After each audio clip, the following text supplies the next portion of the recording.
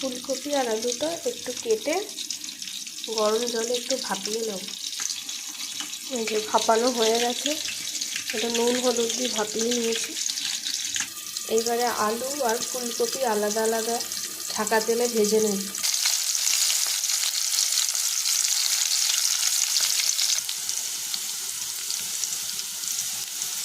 আর একটুখানি টমেটো, আদা আর কাঁচা পাকা লঙ্কা একটুখানি পেস্ট করে নেব, আর একটু জিরে গুঁড়ো, ধনে গুঁড়ো। ফুলকপিটাও একটু ভালো করে তেলে ভেজে নেব।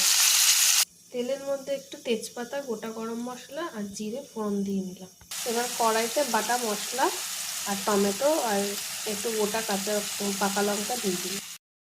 ভালো করে কষিয়ে জল দিয়ে দিলাম, একটু ফুটলে নামিয়ে নেব। ফুটে গেছে ঝোল, বন্ধ করে দিয়েছি ঘি গরম মশলা দিয়ে। রেডি।